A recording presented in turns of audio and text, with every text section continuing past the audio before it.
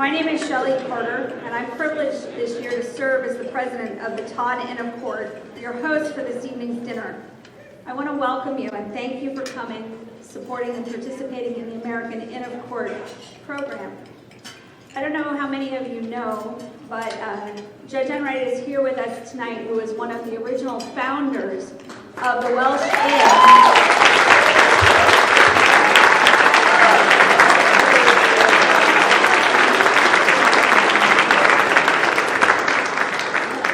We're so pleased to have him here. Yes, we are.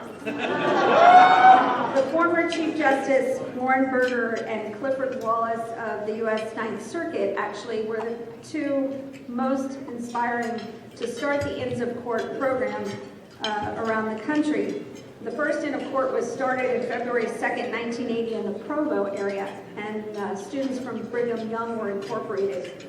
The 1985, the American Inns of Court Foundation was formally organized, which tied together the then existing 12 Inns of Court around the nation, which included the Welsh Inn. So we really, truly were a groundbreaking city in that regard. Today, there are nearly 400 chartered Inns of Court in 48 states, the District of Columbia, Guam, and Tokyo, surprisingly. I want to find out someone from Tokyo and find out why.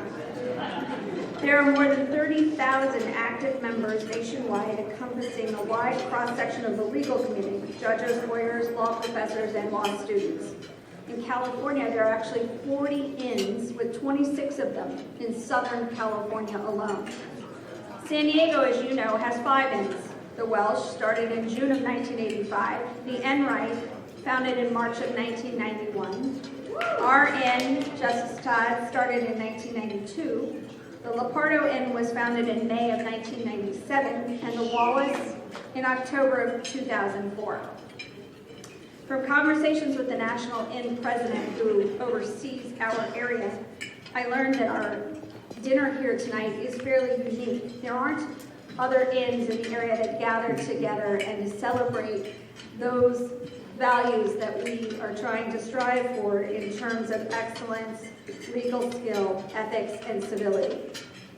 Justice Todd started our inn because he attended both the U.S. University of Southern California as an undergraduate and for law school. He began practicing in San Diego in 1958 and has been extremely active throughout his career in the San Diego legal community, serving as a 4th District Court of Appeal Justice for 8 years until his retirement in 1994. He really believed in the ideals of the American Inn of Court and felt developing an inn would be a great way to support the USC alumni here in San Diego.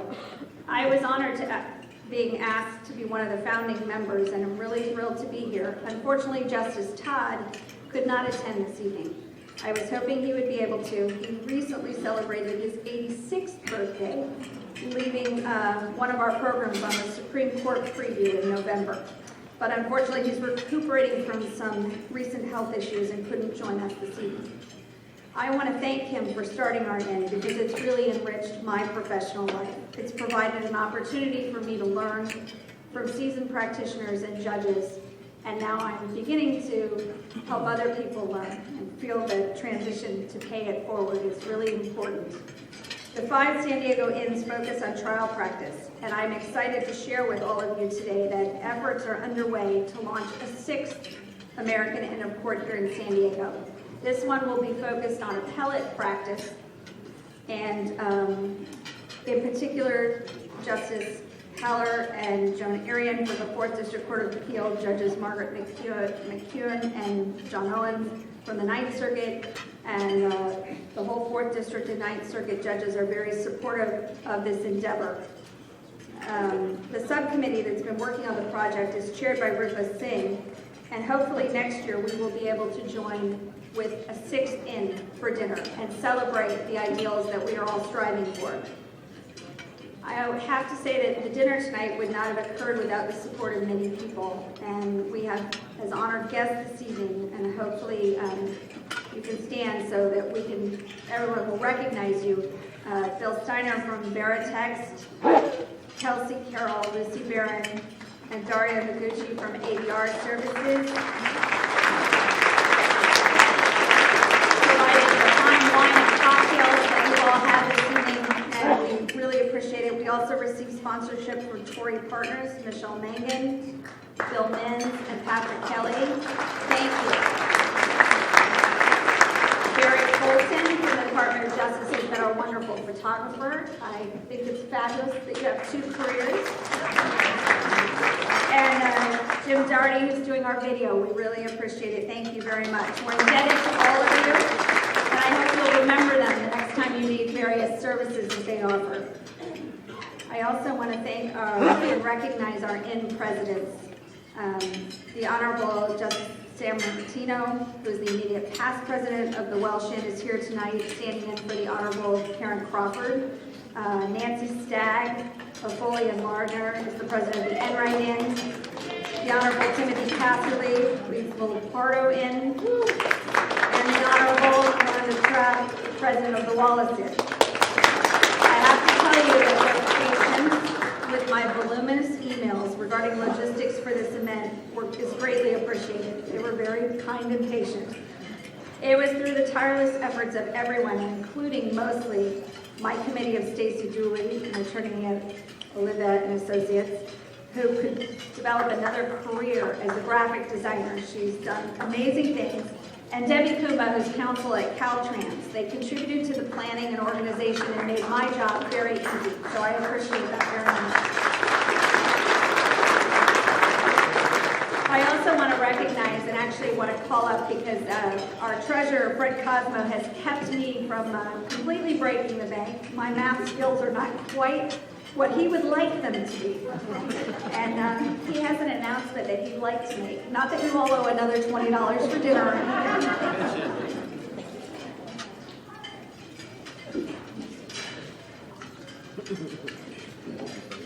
Thank you, Shelley. I just have a quick public service announcement. As many of you probably know, Magistrate Judge Brooks is going to be retiring this year. And that means we're going to be appointing a new magistrate judge in the Southern District. Judge Moskowitz has been kind enough to appoint me as the chair of the Magistrate Judge Selection Committee, and that process is just beginning. As part of the Magistrate Judge Selection process, we are always looking for very solid, strong civil lawyers to apply. I look out at this room, and I see lots of good civil lawyers. So if you're interested, think about it. The applications are due by March 25th, and so I would encourage people with a strong civil background to apply. I also want to say we're always looking for people, diverse people, and so that can be diverse practices and diverse backgrounds. So if you're a diverse person or you know a diverse person that would be interested in becoming a magistrate judge, now is the time to apply. So if you have any questions, reach out to me anytime at the office. I'd be glad to talk to anybody about the process. Thank you.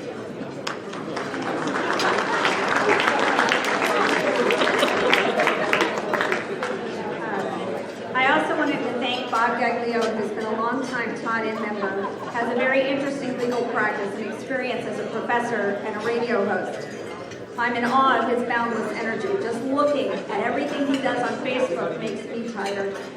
It was Bob's keen insight and suggestion to invite our honored guest, Leigh Steinberg, here for the evening, and his assistant, Andrew. Bob, who knows Leigh, will give you a much more complete introduction. I wanted to hope that you've all seen his book. We'll be selling his books afterwards. Also, we'll continue to do it throughout the evening, but I'm sure mostly his comments will be amazing. Leigh embodies many of the ideals that we all strive for in the Inn of Excellence, representing hundreds of football players. Most recently, it's my understanding he's representing the Memphis quarterback, Paxton Lynch, who's likely to be a first-round draft pick. And I find it interesting how he's used his professional service to serve as chairman of committees like Save the Rams and to help with the Giants. And he may have some seasoned insight regarding our own professional sports team migration. I have to say, though, I'm most impressed in his efforts in community service, using his expertise in sports law to further important causes, like melding green technology with sports, his donation to millions of charities around the world, the fact that he's been very vocal on the issue of sports concussions. And I have to say I was deeply impressed that it was he who invited Lennox Lewis, the heavyweight champion, to to put out the public service announcement that said, "Real men don't hit women." And I agree with him that by having someone like that speak out does more than all of us standing up and saying it, because the kids look up to people like that. I look forward to hearing his comments this evening. I want to ask Bob Gaglione to come up and fully introduce him. And I also want to ask the Todd and members at the end of the evening, if you'll please not leave and come to the front, I would appreciate it. Thank you very much for coming again.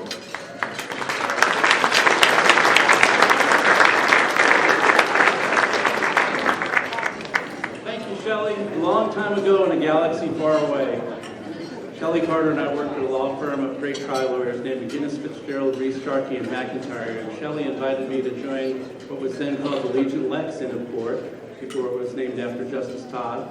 And I've been a member of the Inn for over 20 years, and it's a great organization, and it's great to be with all of you tonight. It's a pleasure, and welcome you this evening. Thanks also to Shelley, in addition to the other members of the Inn that she already identified, for helping organize this event. As many of you know who've been involved in planning these in the past, it's kind of like planning a wedding. It's a big undertaking.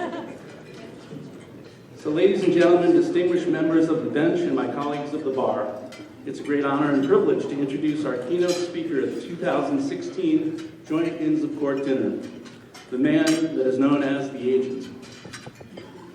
In previous years, this annual dinner for the San Diego legal community has featured a wide variety of distinguished members of the bench and bar, including 9/11 Special Master Ken Feinberg, U.S. Supreme Court Justice Sandra Day O'Connor, and California Governor Pete Wilson, among others. Tonight we are joined by a legendary lawyer who is a pioneer in the field of sports and entertainment law, who has been called the greatest sports agent in history by Forbes. He was the real-life inspiration for the movie Jerry Maguire, and even appeared in the film with Tom Cruise in a very memorable scene in that movie. Our speaker was born and raised in Los Angeles by his parents, who encouraged him at an early age to consider public service with ambition. He attended the University of California at Berkeley and was a student body president. Our speaker was admitted to the California bar in 1974, and his very first client was a Cal classmate, quarterback Steve Bartkowski, who was the #1 pick in the NFL draft in 1975. Not a bad way to start your career as an agent. During his Hall of Fame career, our speaker has represented the likes of Troy Aikman, Steve Young, Warren Moon, who he introduced when he was inducted into the Hall of Fame, Bruce Smith, Thurman Thomas, Cordell Stewart, Jeff George, Ben Roethlisberger, Matt Leinart, fight on, Howie Long, Eric Karros, Dusty Baker, Lennox Lewis, Oscar De La Hoya, John Starks, and the list goes on and on. You all remember the phrase, "show me the money"? Some of you have it in the books you had autographed by our guest speaker tonight. Our keynote speaker has secured over $3 billion for over 300 professional clients in his career. That's billion with a B.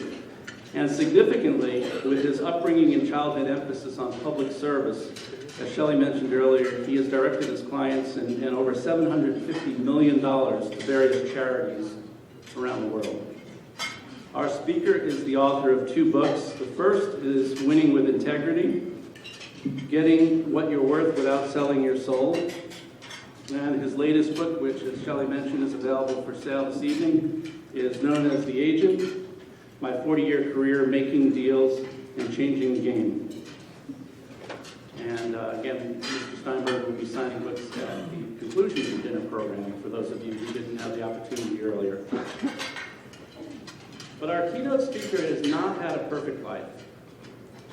No, in fact, he was very responsible for the San Diego Chargers selecting quarterback Ryan Leaf, with the #2 pick in the NFL draft in 1998. Leaf, for those of you who don't know, is often mentioned as one of the biggest busts in pro football history. Had our keynote speaker not been such a brilliant agent, the Indianapolis Colts would likely have chosen Ryan Leaf with the #1 pick, leaving a young quarterback by the name of Peyton Manning to the Chargers for the 2nd pick in the draft. The story is documented by our speaker in the following excerpts, which I'll read very briefly from chapter 15 of the book, The Agent. Leaf or Manning, that was the great debate of '98. Which star quarterback, Ryan Leaf or Peyton Manning, would go number one in the draft? It was not until several months before the draft that I realized Ryan might present challenges I didn't anticipate. By then, it was too late. No way do I want to play in Indianapolis, Ryan told me, referring to the Colts, who own the number one pick. Instead, because of the exceptional weather and the more laid-back lifestyle, Ryan preferred the San Diego Chargers, who would go second. That's fine, I warned him, but the way to achieve this is not exactly going to help your image. You'll get a lot of criticism. Ryan didn't care much about his image, only his destination. Making his wish come true would not be easy. The Colts leaned toward choosing Ryan. Many scouts also saw him as a better prospect than Peyton Manning. Hard to believe today, isn't it? I told Ryan it would do no good to approach Colts GM Jim Irsay. Instead, the case needed to be made to the Indianapolis coach, Jim Mora, and it couldn't come from anything Ryan said. It had to come from what he did, or rather did not do. If you go to the combine, I told Ryan, but fail to show up for a meeting with Mora, that should do it. Jim Mora is a real prideful person who has a tendency to explode. I am not recommending you do this, but if you are desperate to go to San Diego, this is the way. Once Ryan Leaf was a no-show, Mora, as anticipated, went ballistic. I defended my player naturally, dismissing the coach's response as another Mora meltdown. As I'd anticipated, Ryan was criticized, but the plan achieved its purpose. The Colts took Peyton Manning. While Ryan Leaf's career in the NFL would only last a few years, his super agent was able to secure a 4-year deal with the Chargers, paying him over $32 million, including a signing bonus of over $11 million. Nice work, Lee.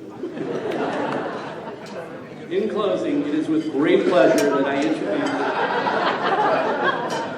introduce the 2016 Joint Ends of Court speaker, keynote speaker, to talk about his rise, fall, and redemption, and his storied career.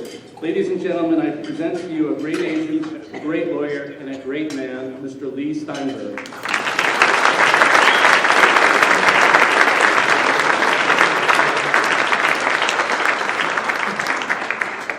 Thanks so much, Bob, for the first part of that introduction. And thank you, President Carter, for your introduction. I spoke to the end of the court in Orange County, very distinguished jurists, and what I said to them was, it is just so refreshing to be speaking to instead of appearing in front of such notable jurists. So it's fun to be back with a number of old friends. I'd be remiss if I didn't mention one of my former clients was a place kicker from UCLA named Peter Bormeister, who's here tonight. He's married to a crackerjack attorney, Beth Dunn. And they are hardcore UCLA people. However, their son is the place kicker for USC.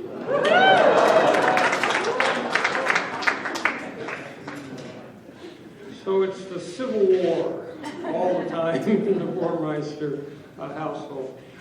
Now, look. Let's get one thing clear. I did not come down from Los Angeles today trying to steal your NFL team. I was chairman of Save the Rams back in 1994. President of Disneyland, Jack Lindquist, and I, we fought very hard. We have them back, and we're very happy. There are not huge parades going down Wilshire Boulevard with torches, with people saying, please bring the Chargers. If I was in San Diego, I would fight hard to hold on to my team, make noise, and try to keep them. I've never been in favor of franchises being ripped out of the hearts of loyal fans. Because when the Rams left, it was very hard to explain to my 8-year-old how a franchise that he thought was a civic institution, as much a part of Orange County as Disneyland or the ocean, could move. And they're not private businesses in the sense that you think of other businesses. Those owners give up a whole slew of rights when they buy the franchise. Otherwise, they wouldn't share revenue for TV. And they command your attention. They're your San Diego Chargers with the implied concept that you owe them loyalty in bad years as well as good.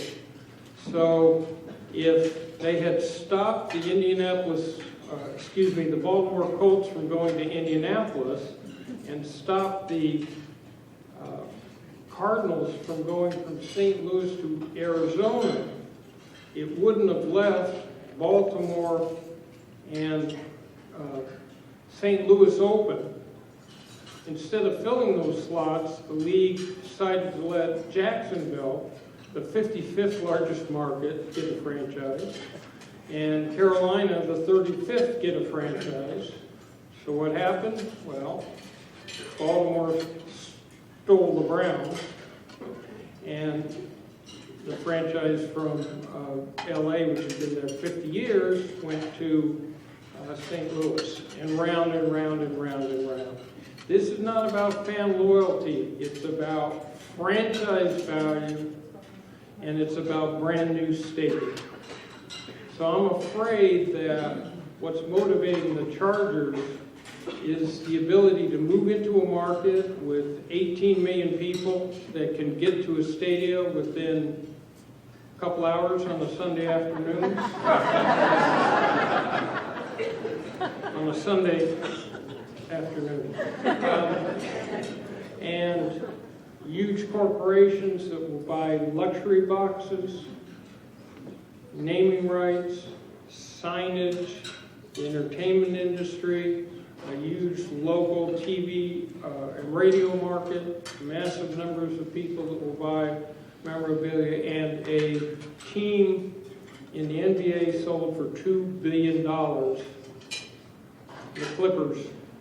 And almost certainly the Chargers would double their franchise value within a couple of years. And that's what this is about. I led an effort to save the San Francisco Giants. We kept them, even though I'm a Dodger fan. We led an effort for the A's. So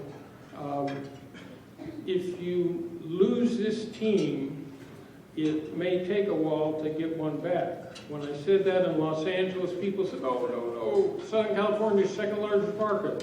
Well, that was 22 years ago. Of course, there is a team that's beloved in San Diego. They could move here, the Raiders, at any rate. So I grew up in Los Angeles. I went undergrad for 1 year there, but Berkeley was beckoning in the 60s. It was the age of long hair and anti-Vietnam and external substances that enhance your consciousness. I can't say that in a room filled with judges. They were just herbal. Anyway, I went up. I actually was student body president when Ronald Reagan was governor. And I learned everything I needed to know about negotiating from Ronald Reagan. So there was a time he was trying to fire the chancellor at the university during the invasion of Cambodia. And so I went to defend the chancellor, and Reagan looked across the table at me at the Regents and said, "Weren't you the same Mr. Steinberg who was arrested in 1960 sitting in front of troop trains in Oakland?" And I said, "Well, Governor, I was about 10 years old then, and I was much closer to playing with toy trains and sitting in front of troop trains, but that shows your usual adherence to veracity and fact." Well, that got it going. And we laughed later in years. He gave me a humanitarian award. So while I was going to law school at Berkeley, I was a dorm counselor in an undergraduate dorm, and they moved the freshman football team into the dorm, and one of the students was Steve Bartkowski. And in 1975, he became the very first pick in the first round of the NFL draft and asked me to represent him. There I was, brimming with legal experience, not having taken the job.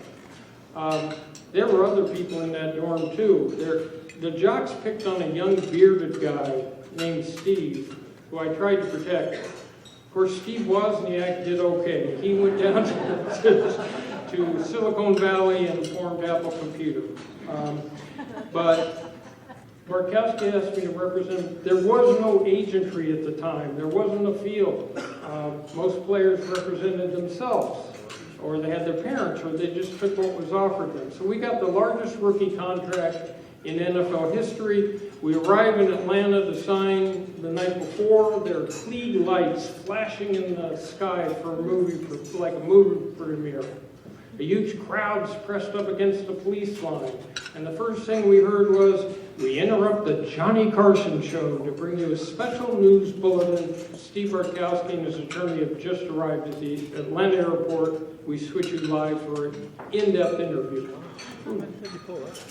So I looked at Bartkowski the way Dorothy looked at Toto when they got to Munchkin Land, and I said, I know we're not in Berkeley anymore, but I saw the idol veneration and worship that athletes were held.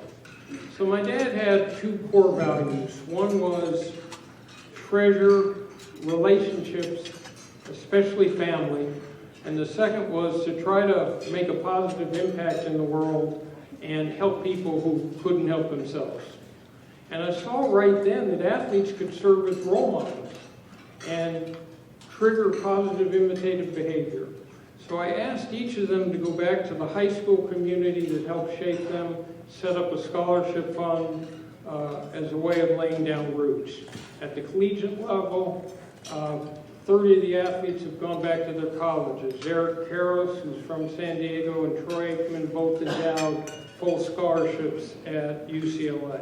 Steve Young at BYU. Drew Bledsoe at Washington State. Troy Aikman just pledged another $1 million to the UCLA athletic program. And then at the professional level, we challenged each of them to find a foundation that they could use to tackle a problem. One of the first programs we did was right here in San Diego, back in the very early 70s. And it was for a place kicker named Rolf Benershka for the Chargers. And Rolf's passion was endangered species in the San Diego Zoo.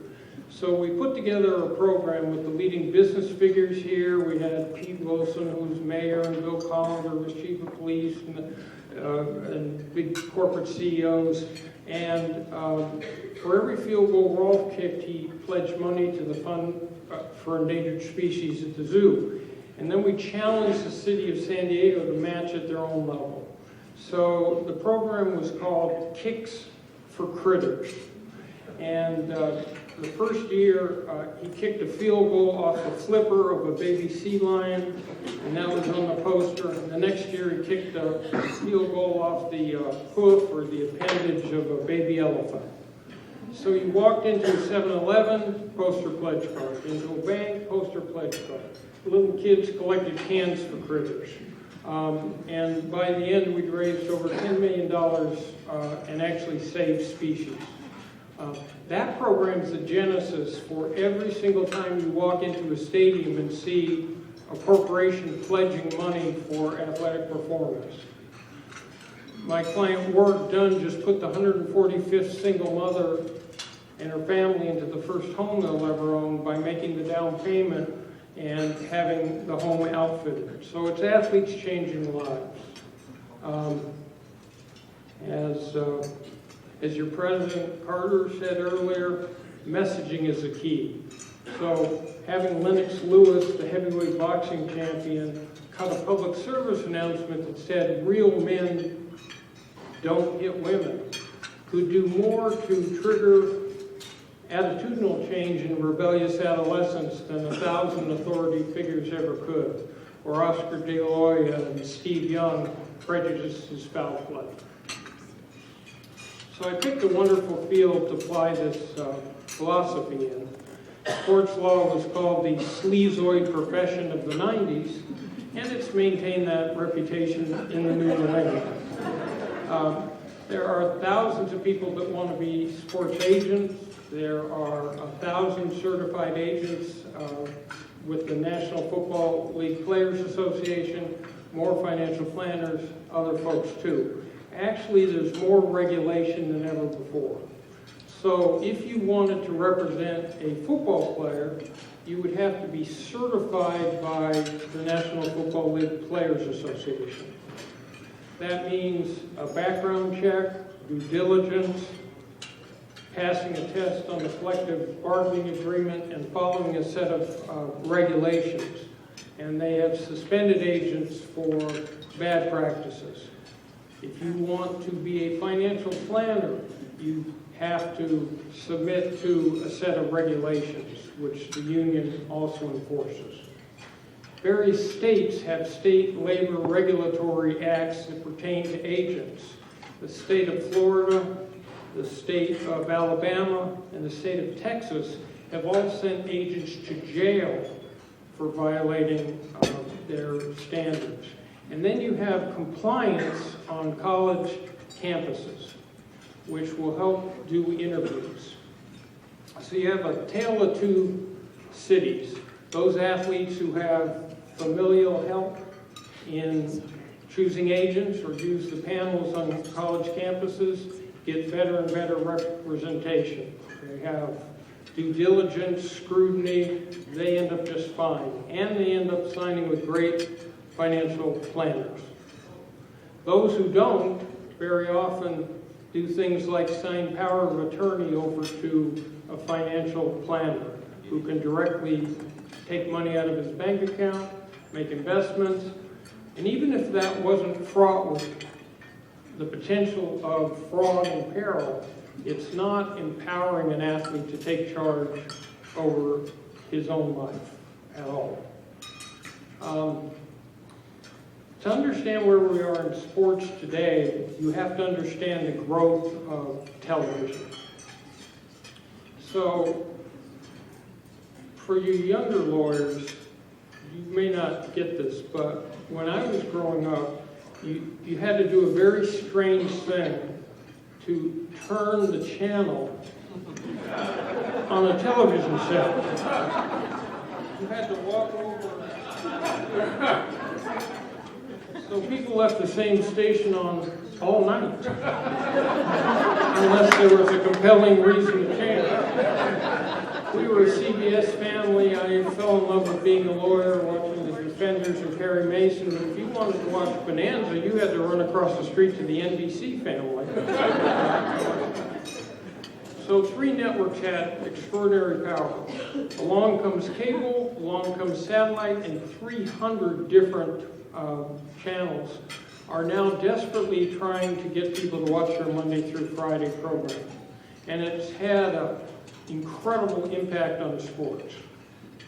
First of all, on the amount of televised games themselves, which is exponentially larger than anything that ever happened. And that led to highlight shows, that led to analysis shows, that led to commentary by 50-fold over what existed before. So there are now jobs available in sports television. The second effect it had was on rights fees. So we hold a big Super Bowl party every year, and last time the Super Bowl was in Los Angeles, many eons ago. Our party was on the back lot of 20th Century Fox, on the Hello Dolly set. It was a street out of Old New York. And Rupert Murdoch walked up to me and he said, you know what? Nobody's watching Beverly Hills 90210 or 21 Jump Street and then a lot of the times we just have test patterns on, with that Indian face. He said, I've got to get some programming that people will watch. Well, sports has this advantage. It's very difficult to DVR a game and then hope no one will tell you to score. So you watch them in real time. So he bid loss leader economics more money than he could ever recoup in advertising revenue to bid on the NFC package.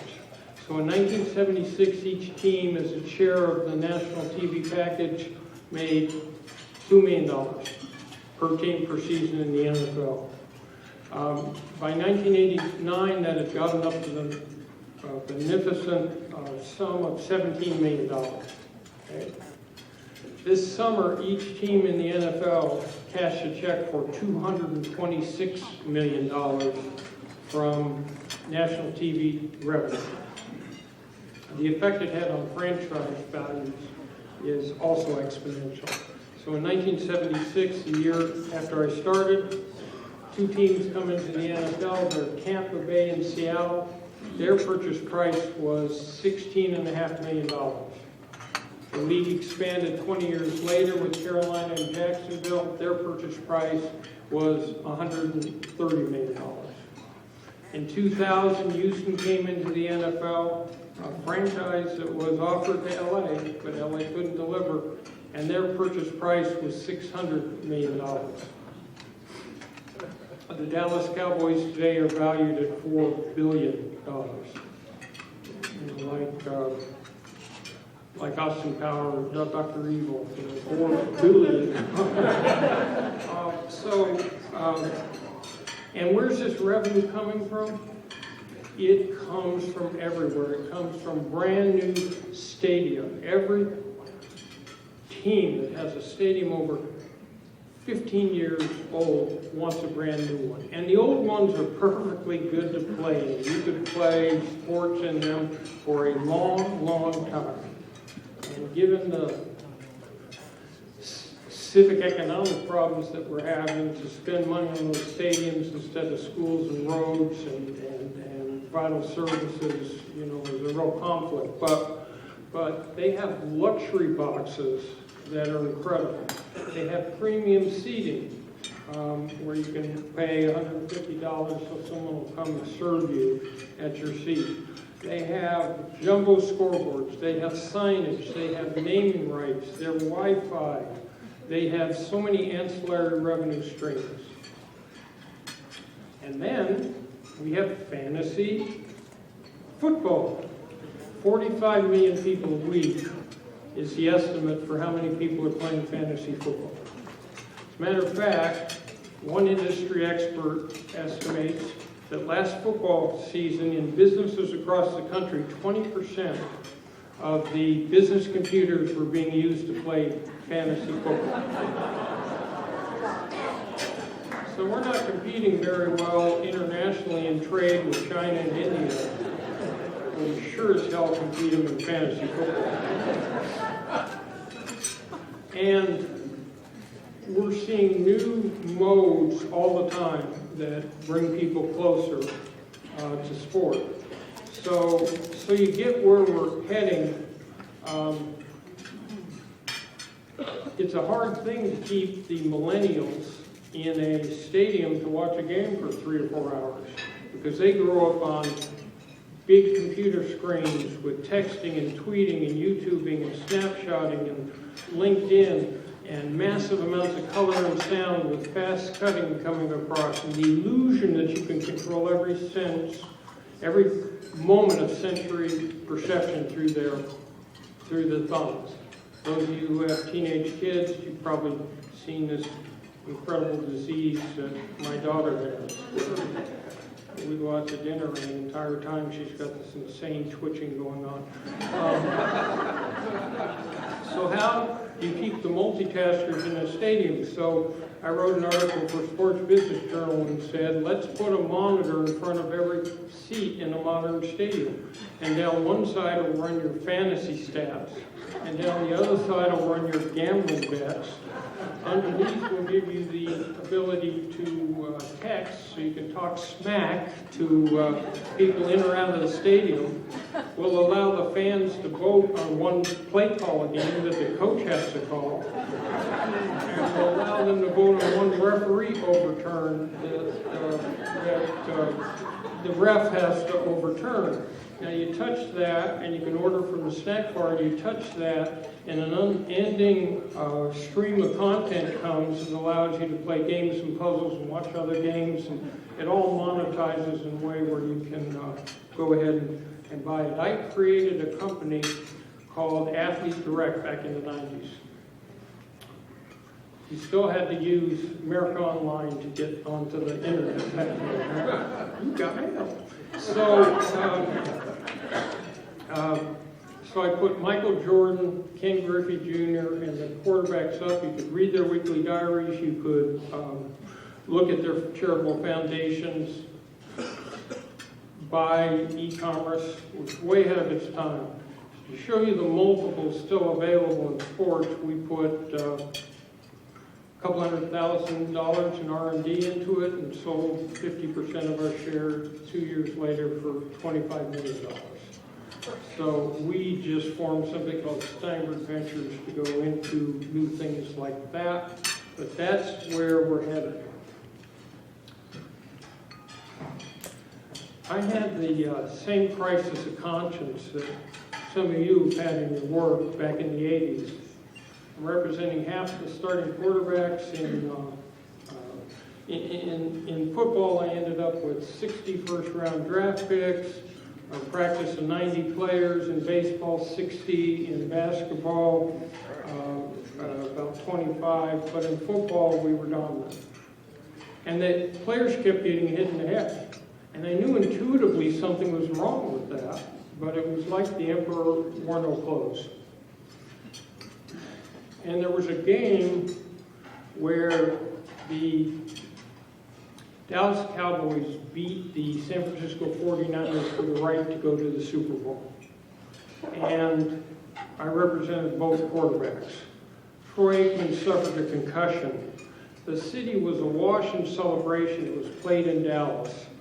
Horns honking, beer bottles crashing, screaming and yelling. Troy was in a darkened hospital room. So I went to visit him, and he had a confused look on his face. And he asked me, "Leigh, where am I?" I said, "Well, you're in the hospital." "Why am I here?" "You suffered a concussion." "Did I play today?" "Yes, you played." "Did I play well?" "Threw multiple touchdown passes." "What's that mean?" "It means you're going to the Super Bowl." And his face brightened. So about 5 minutes passed, and his face changed from a smile to a frown, and he looked at me and said, "Where am I?" And then, "Why am I here?" And he went through that same sequence of questions again. At first I thought he was kidding me, but he wasn't. So 10 minutes passed, and he looked back at me and said, "Why am I here? Where am I?" And it terrified me how tender the bond is between sentient consciousness and dementia.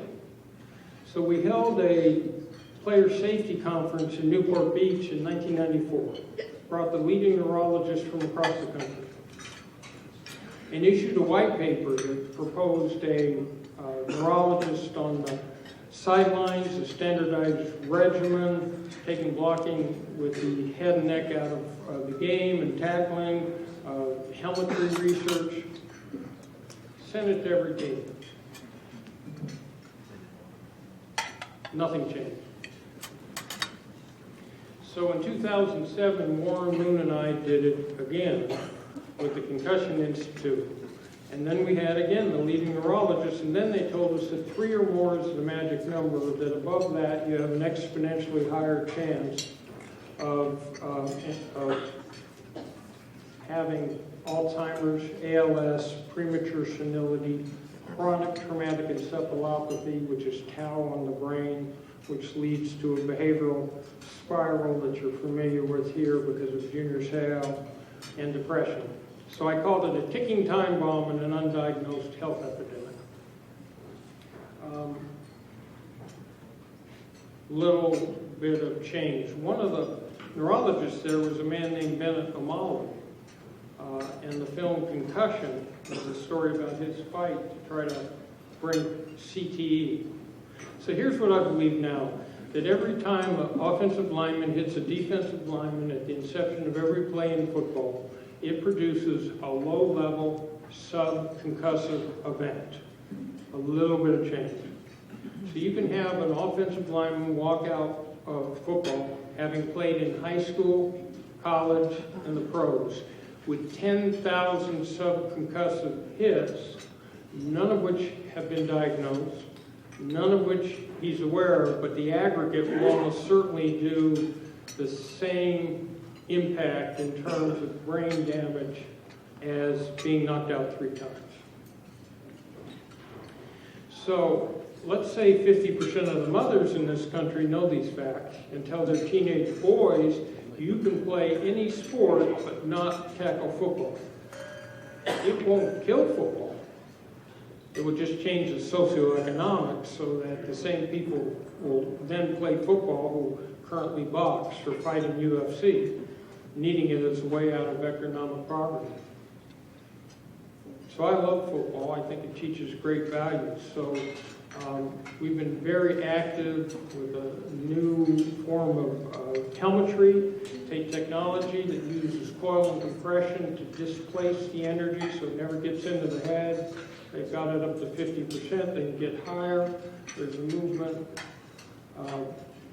called Practice Like the Pros that forbids kids from playing tackle until they get to the 9th grade, knocks out contact in the off-season, in the preseason, and during the regular season, minimizes it. That's now codified. California's passed that law. If any of you have kids, this is not just a football problem at the NFL level. It's college football, high school football. The adolescent brain is much more at risk, takes 3 times longer to recover. The young brain, much worse. It's an AYSO soccer problem. Large numbers of girls now are getting concussed. Thin neck. It's hockey, field hockey, all over. So the society's just catching on to this. And it's not a popular position for me to take inside football because the athletes are in denial. They believe from Pop Warner and Little League that real men play with pain, real people, long-term health's an abstraction. For us, long-term health's the key. And the ability to have a pro career second, the ability to play a season third, the ability to play in a game fourth, and the ability to play this play, lowest five. For the athlete, it's the play.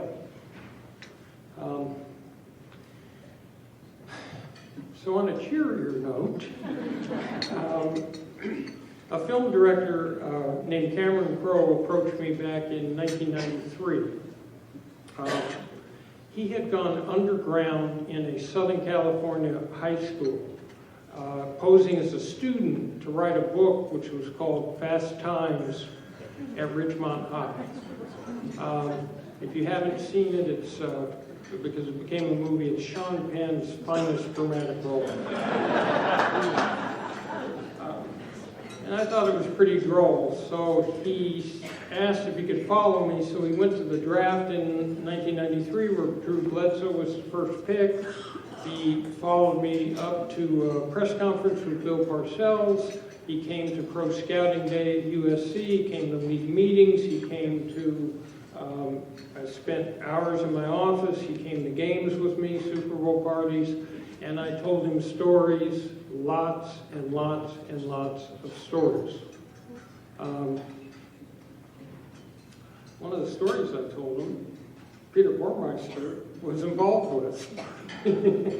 At any rate, he then went off and wrote a script. And my job as a technical expert in these films is to vet the script that makes sure the willing suspension of disbelief that holds you in a motion picture doesn't get jarred. So you don't think it's phony, you know sports don't look like that, the people don't talk that way, and the rest of it. Then they assigned me a young actor named Cuba Gooding Jr., and I had to take him down to the Super Bowl in Phoenix and make him hang with our wide receivers, Amani Toomer and Desmond Howard, and pretend I was his agent and he was a client for the whole week. Put him in the role. So the film was Jerry Maguire, and I actually had to show the quarterback in that film, Cush, played by Jerry O'Connell, how to throw a spiral, because he had gone to NYU and they didn't have football. So that became the highest grossing sports film of all time, only surpassed by The Blind Side. It led to a whole series of lines that have become part of the culture. I've never been able to walk through an airport or go out to dinner without someone running up to me as if I'd never heard it before and either saying to me or asking me to say those 4 words that start the show. After that, I worked on a film called Any Given Sunday, where the director was Oliver Stone. Now, Oliver was not mellow and laid back like Cameron Crowe was, but they had cast a rapper in the role of the lead character, and I'll tell you who he was, but the rapper's name started with P, and he just couldn't throw the football. And so they brought in every expert from across the world, and Oliver says, "Can you show this to your NFL friends?" I said, "Oliver, I don't have to show it to anybody. Not to be sexist, but he throws worse than a girl.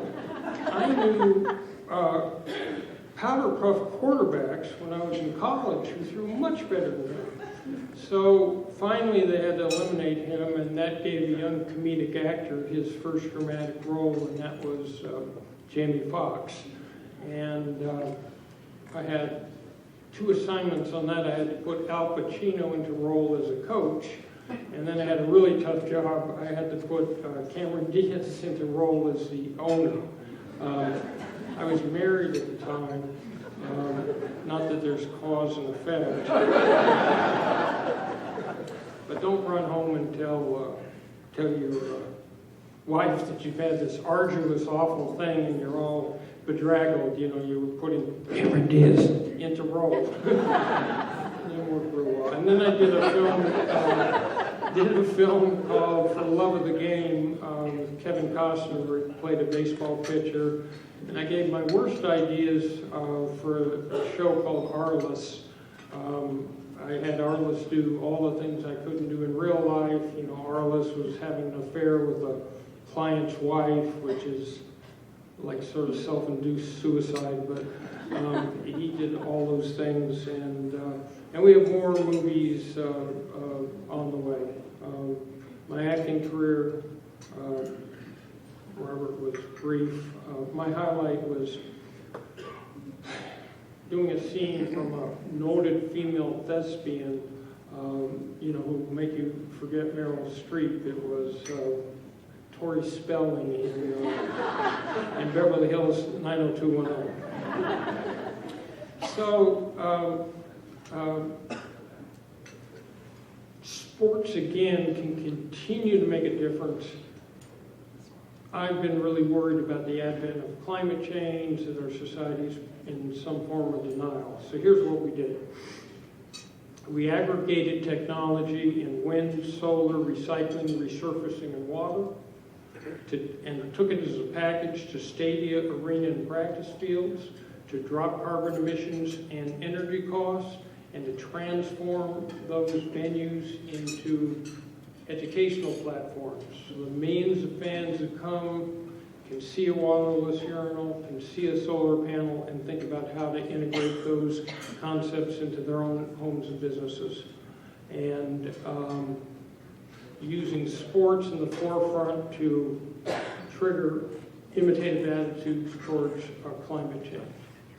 Well, I better tell you one football story just so you don't feel ripped off. So I had a client, Ben Roethlisberger, and athletes are very, very, very superstitious. Okay, they may be bright, they go to college, but they're superstitious. So it was coming up the same time of year, some years ago, and Pittsburgh was getting ready to play Denver in the conference championship in Denver. And one of the great things about representing athletes is you get great tickets to games. So I called Ben up to see about getting my tickets to the Denver Steelers game. And there was silence on the other end of the line. And I said, what? He said, well, Leigh, you know I'm very, very superstitious, right? I said, right. He said, well, last year you came to the game in Pittsburgh where we played the Patriots and we lost. I said, Ben, there were 70,000 other people there too. He said, I know, but I've got this all worked out. I said, so I'm not getting tickets to the game? He said, well, you can come to will call, but you'll be waiting for weeks. So I sat home in Newport Beach, they win the game. And now we go back to Detroit. He wins the Super Bowl. We're in the bus on the way back to the hotel. And I said, Ben, guess what? You just won the Super Bowl. And he said, yeah. And I'm here. He said, yeah. So I guess I get to go to more Super Bowls, right? He said, yes, but never an AFC championship game. So what I've tried to do is, for these years, is to try to be a steward of sport. I'll just say one thing about a struggle I went through. So I lived a very charmed life, and then a series of personal reverses happened in my life, and in the year 2010, I had started to abuse alcohol, and I found myself giving up my practice. I found myself with some alienation from my kids. I found myself taking a basically unspendable amount of money and not having it. And my only thought was where I could find more vodka. And I had an epiphany that I was failing both of my father's admonitions. And what excuse did I have? I wasn't a starving peasant in Darfur. I didn't have the last name Steinberg in Nazi Germany. I wasn't crippled. I didn't have a fatal disease. So what possible excuse was there not to try again?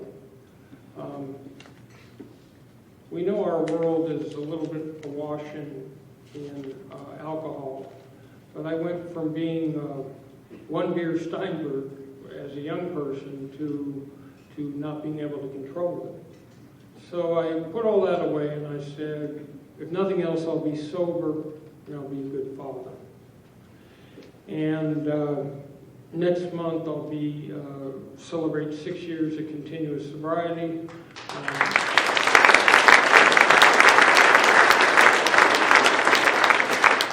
All I would say is if there's anyone out there who's confused, who's suffering, who's living a double life, there's help available. There is hope. There are 12-step programs with unique fellowships, and there are people all around who can help you. And my life is completely exciting again, but my comeback was being sober for these last 6 years and having a relationship with the higher power, and being able to be a good father. Thank you.